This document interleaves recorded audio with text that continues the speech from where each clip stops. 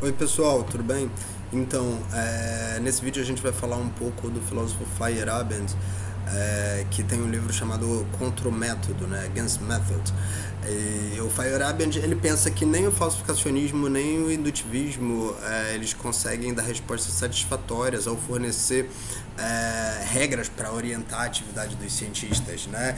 E para pensar a ciência de modo geral, porque eles tentam fornecer de alguma forma uma regra, uma caracterização atemporal para uma atividade, a ciência, que é uma atividade social e que se modifica com o passar do tempo, né? A gente viu como a ciência funcionava na época de Aristóteles, né? E até os dias de hoje, quantas coisas já se modificaram, né? Quantas teses já mudaram, quantos métodos de investigação já mudaram, né?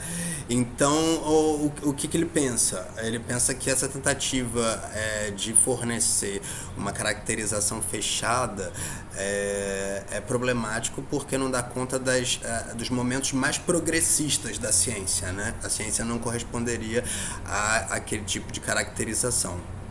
Então, de modo geral, o que ele defende é uma ideia contra a validade universal de qualquer regra, né, dessas para distinguir ciência ou não ciência, para orientar a atividade dos cientistas, né, e ele falaria que a única regra universal é que tudo vale. A gente vai explicar um pouco o que significa esse tudo vale daqui a pouco. Mas, por exemplo, se a gente tem uma regra que fala pra gente assim: adote a teoria que tem o maior apoio indutivo, né? Ou que a gente utiliza a regra assim: rejeite todas as teorias que são incompatíveis com fatos normalmente aceitos, né? Qualquer uma dessas duas regras que a gente aceitar, elas não vão dar conta dos momentos mais progressistas da ciência, onde a ciência, embora tinha apoio indutivo de uma certa coisa, preferiu ir por outro caminho, né? Por uma série de outras motivações. Então, assim, qualquer tentativa de estabelecer uma dessas regras cai no problema de não dar conta das fases mais progressistas da ciência, né? Aí sobre o tudo vale, o que isso quer dizer, né? Não é dizer que vale qualquer coisa sem limites, né? Por exemplo, o Feyerabend ele faz uma distinção entre o que é um cientista razoável, né, e o que é um charlatão. Né? Ele falaria pra gente que um cientista razoável ele tem o conhecimento, né, do estado geral, do estado da arte, do problema que ele está tratando e da área da qual ele está falando e das dificuldades que passam cada uma das teorias, né? Então, quando ele fala a partir desse conhecimento. Então, esse é um cientista razoável, um especialista. E ele é diferente de um charlatão. O charlatão ele também fala de questões científicas, né, mas sem um conhecimento de fundo. Então ele fala de modo superficial, com um ponto de vista não desenvolvido, que o Feyerabend chamaria de um ponto de vista metafísico. Esse termo é problemático de utilizar aqui. Ele queria dizer como se metafísico fosse apenas uma reflexão pouco desenvolvida sobre a realidade, né? No entanto, a gente sabe que a disciplina da metafísica é uma disciplina séria e profunda que investiga a natureza da realidade e os fundamentos dessa realidade, né, e os fundamentos da existência, o que é a existência, né? Então, é difícil, ele utiliza esse termo, mas eu preferiria que a gente não utilizasse esse termo dessa forma, porque demonstra uma visão preconceituosa. Então a gente poderia chamar o charlatão, de repente, de uma pessoa que fala de modo superficial, com um ponto de vista pouco desenvolvido, não desenvolvido, com relação àquele tema, sem o conhecimento de fundo do estado da arte, do problema e dos desenvolvimentos da disciplina ao tentar solucionar o problema, né? Então, assim, vale tudo? Mas ele ainda acredita que tem essa distinção entre um charlatão e um cientista razoável, né? No entanto, ele acredita que as teorias científicas, elas são incomensuráveis entre si. Por quê? Ele aceita, né, que a observação é carregada de teoria, e ele fala que as teorias elas podem ter fundamentos teóricos tão distintos, mas tão distintos que nem permitam o compartilhamento de proposições de observação. Elas não teriam os mesmos tipos de proposições de observação, por mais que tivessem as duas observando a mesma realidade. Como isso seria? Por exemplo, a gente pode exemplificar com a distinção com uma apresentação de mecânica clássica versus relatividade. Como é que seria isso? Na mecânica clássica, os objetos eles têm forma, né, massa, volume, e essa forma, massa e volume, elas podem ser alteradas por interferência física, né? Quando um objeto bate no outro, atrai outro, modifica o outro, de alguma forma, algum tipo de interferência física. Com relação à relatividade, aí a forma, massa e o volume dos objetos, elas não são propriedades do objeto que o objeto tem, né? Elas são relações entre os objetos e um determinado quadro de referência em que esse objeto está sendo, por exemplo, observado a partir de uma localização, né? E essas relações, né, de forma, massa e volume, elas podem ser alteradas sem que haja nenhuma interferência física entre os objetos, só por uma modificação de quadro de referência, né? Então, qual o ponto disso? Falar pra gente que a noção de objeto físico, né, da relatividade e da mecânica clássica são noções completamente diferentes, de modo que as proposições de observação que falam sobre os objetos físicos em mecânica clássica e relatividade são proposições completamente diferentes que fazem as teorias, as proposições de observação não serem compatíveis entre si, porque não falam da mesma coisa, e de modo que as teorias se tornam incomensuráveis, porque uma está falando de uma coisa, outra está falando de outra coisa, né? Então cada uma vai ter seus próprios problemas e esse tipo de coisa. No entanto, embora ele fale isso, que as teorias são incomensuráveis, isso não significa que elas sejam absolutamente incomparáveis, né? Elas podem ainda assim, por mais que sejam incomensuráveis, serem comparadas de acordo com seu sucesso relativo para responder os seus próprios problemas, né? Então, uma teoria que se propõe a resolver determinados problemas e não consegue resolver, ou não consegue avançar no desenvolvimento das respostas aos problemas, e uma outra teoria que, a partir do seu próprio ponto de vista, consegue avançar e desenvolver uma série de respostas para os problemas que se coloca, essa segunda teoria seria uma teoria melhor do que a primeira, porque ela, a partir de si mesma, consegue resolver mais problemas dentro de si mesma e a partir dos seus próprios métodos do que a outra dentro de si mesma a partir dos seus métodos. Eu não sei se ele diria melhor, mas a gente pode falar pelo menos de comparação. Gente, olha só, minha bateria está acabando, então eu preciso ligar o notebook na tomada. Só um minutinho.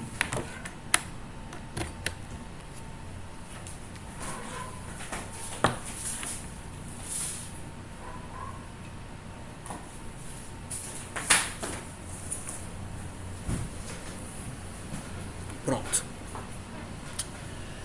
Então tá, né? A gente tá falando da incomensurabilidade de teorias e essa distinção dos objetos fundamentais de cada uma das teorias e das proposições de observação de cada uma das teorias, né? Opa, só um minuto, pessoal.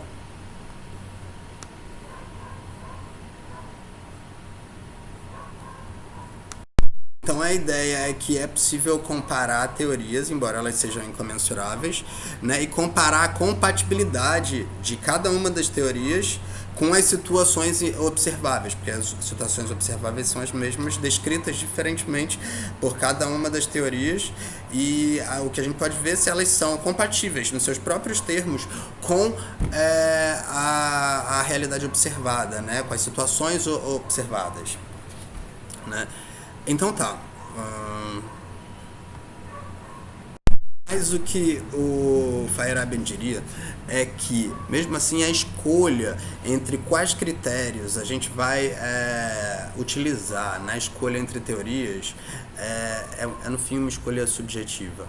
Por exemplo, muitos julgamentos estéticos entrariam em caso, julgamentos de gosto, quando a gente escolhe entre teorias. Preconceitos metafísicos, desejos religiosos, uma série de coisas. Por exemplo, se a gente de repente escolhe pelo criacionismo em vez de a teoria do Big Bang, pode ser por, de repente, um desejo religioso e tal. Então, muitos cientistas podem fazer essa escolha por um desejo religioso.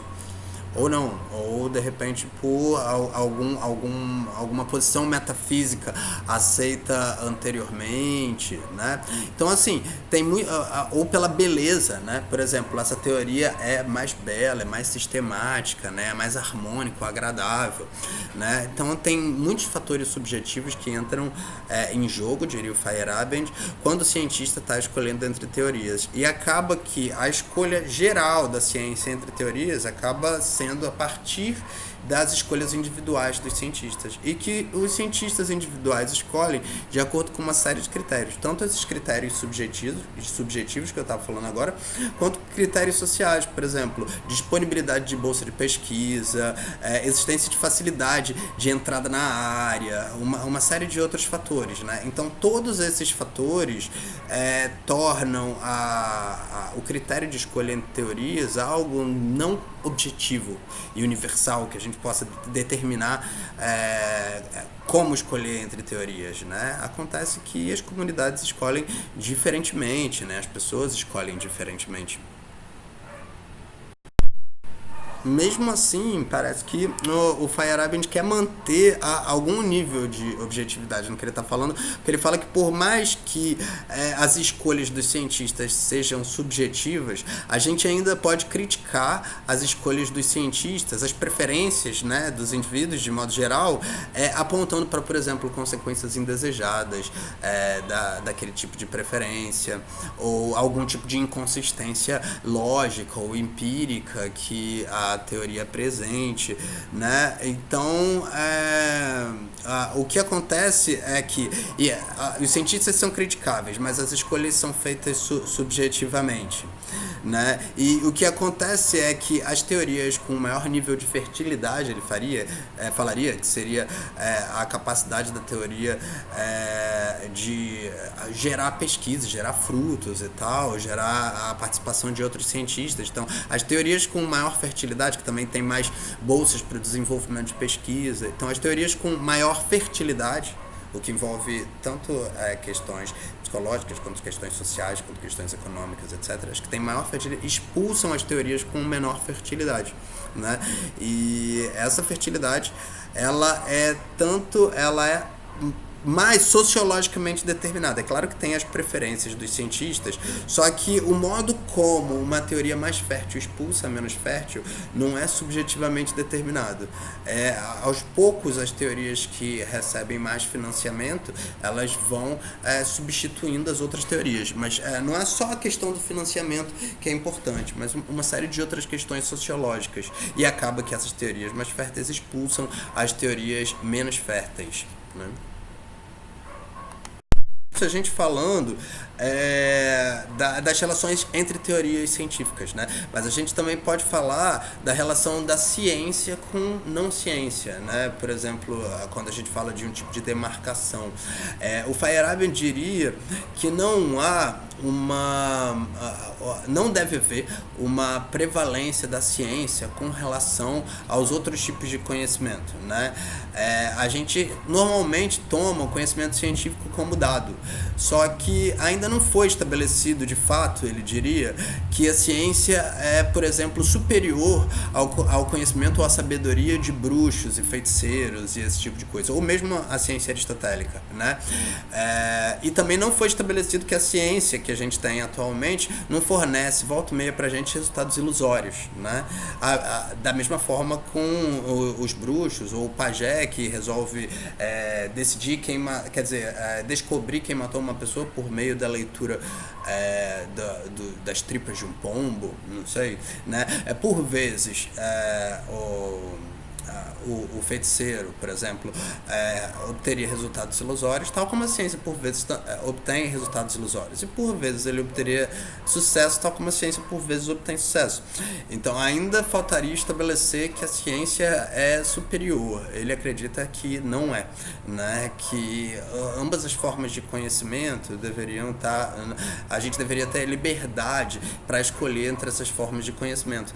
E que embora a gente tenha, por exemplo, com relação ao Estado, né, uma separação entre Estado e religião, embora talvez a gente comece a pensar que em muitos lugares do mundo essa separação entre Estado e religião não ocorre ou ela é cambaleante, né? Mas ele fala, né, embora a gente tenha uma distinção, uma separação entre Estado e religião, a gente não tem uma separação entre Estado e ciência, né? De modo que a ciência faz parte até da educação, desde o início as ciências estão lá apresentando seus conhecimentos, as crianças são obrigadas a terem os conhecimentos científicos, né? Agora, se isso é bom ou não, essa é uma coisa que a gente poderia refletir, que eu sugiro que vocês reflitam, né? Ele sugere que o que a gente deveria fazer é dar liberdade para as pessoas entre escolher o conhecimento científico ou outro tipo de conhecimento ou sabedoria, né? Ele faz umas críticas ao Popper, né, que ele fala que o Popper é atento demais às ciências físicas, às ciências como a física, e que ele comete um espantalho, por exemplo, com relação ao marxismo e à psicanálise, né? Ele acha que marxismo, psicanálise e outras ciências ou disciplinas que a gente falaria que não são científicas a partir de um certo critério filosófico, estabelecido filosoficamente, né? Ele acha que a gente não pode rejeitar uma disciplina simplesmente porque ela não se conforma a esse critério filosófico que a gente estabeleceu para demarcar a ciência e não ciência, né? O Feyerabend, conforme eu falei, ele acredita que a gente tem ele acredita que a gente deveria ter uma visão humanitária. Qual é essa visão humanitária do Feyerabend, né?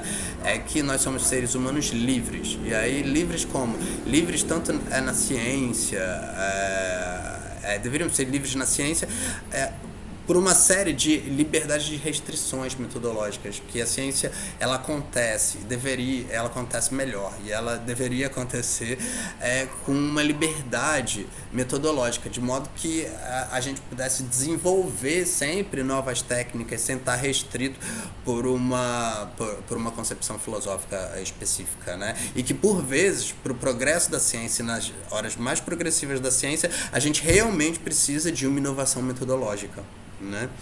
E que então a gente tem que ter uma liberdade metodológica, é a ideia dele, e mais amplamente uma liberdade para escolher entre ciência e outras formas de conhecimento, né? A questão da não separação entre Estado e ciência e da apresentação da ciência na escola, por exemplo, não se deixa aprender mágica ou magia em vez de ciência, né? O que se aprende na escola é ciência e todas as crianças têm que ir para a escola. Então, assim, isso parece um determinado preconceito a favor da ciência e contra as outras formas de conhecimento para o Feyerabend, né? Ele está correto nisso? Eu não sei. Vocês têm que desenvolver uma reflexão sobre isso. Reflitam sobre isso. Quando estiverem escrevendo, para um pouco, reflete. Não necessariamente você precisa escrever o que você reflete, mas reflete, pensa sobre isso, porque é uma questão importante para o seu futuro, para você saber como você vai lidar com a ciência, o que você pensa com relação à ciência. A gente deve confiar criticamente, existe autoridade científica. Não, são tantas questões interessantes com relação à ciência que a gente deveria se responder para poder lidar com a ciência no nosso dia a dia, ou que por mais que a gente não consiga responder, que a gente tenha uma noção aprofundada do problema, né? Isso já é essencial para a gente ter um pensamento crítico e as nossas escolhas e ações bem refletidas e racionais, né? Mas mesmo essa liberdade atual, essa liberdade do Feyerabend, né, uma liberdade metodológica e etc., ela é restrita por determinadas questões que a gente tem atualmente, que é a liberdade do cientista que ele gostaria que acontecesse é coagida por inúmeros fatores sociológicos, econômicos, físicos, que impossibilitam essa liberdade metodológica total do cientista, né? Assim, essa liberdade metodológica não ia servir para como a ciência atual funciona, né? Então a gente pergunta, o que significa esse vale tudo do Feyerabend, né? Não é qualquer coisa, é um vale tudo bem restrito. E o que eu peço para vocês deem uma lida no capítulo do Feyerabend e em capítulos anteriores, né? Para vocês tentarem responder para si mesmos o que significa esse vale tudo do Feyerabend.